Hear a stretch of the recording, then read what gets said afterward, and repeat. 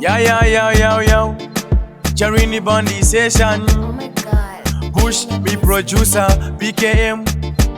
Asaka. Anzi gogo goikati CK mafanzi vane nzara vari kubvunza kanda BK zvangu zvinonyanyo tapira rega zvinzwike simba rawandira kumakumbo rega zvikike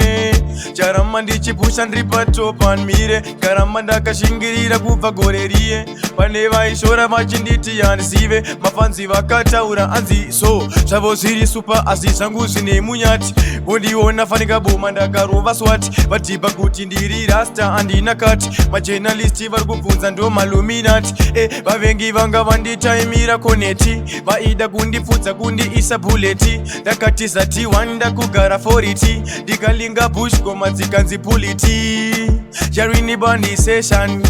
yo freestyle pandepan yo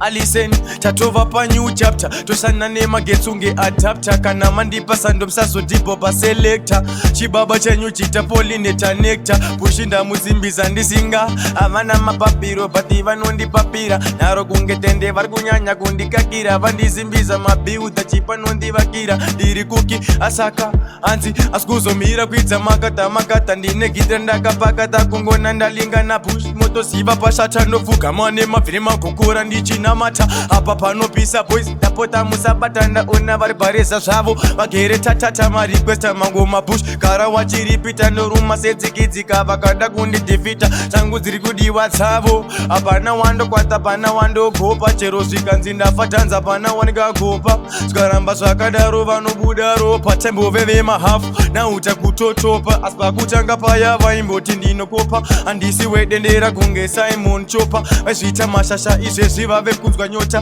vefunga ndakarara vachiti ndezvekurota bush anondimisa wachoziva hapana vamwe ndorova makopa vamwe ndichivapana ndine hovhiyosa windiwe pako pakapana havanditsenge izi sebhonzo rerodrana vari kupapa ngavambodzidza kutsitsa hana samozisi ndiri palokindoita mnana kumativi mana enyika vachatondana andakunza izvi asi njaramba ndichipena chero ndakatsinzinya ndife ndazopotsa pena ndine matelo ese ndinovatena tinimira mapanangana vachanzwa kupenya kusiwa pachena fanika nzungu yakamenywa ya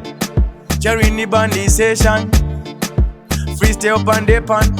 pandepan push me producer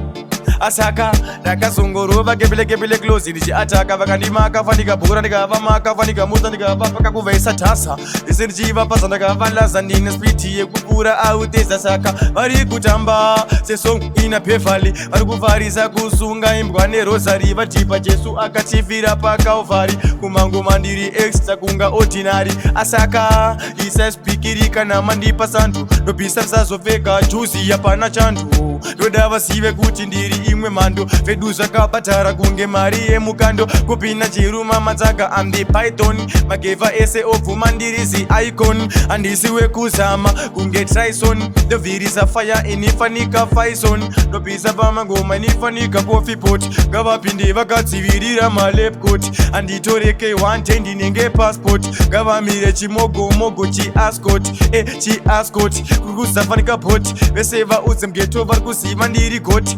handife ndazoita munyu fanika souti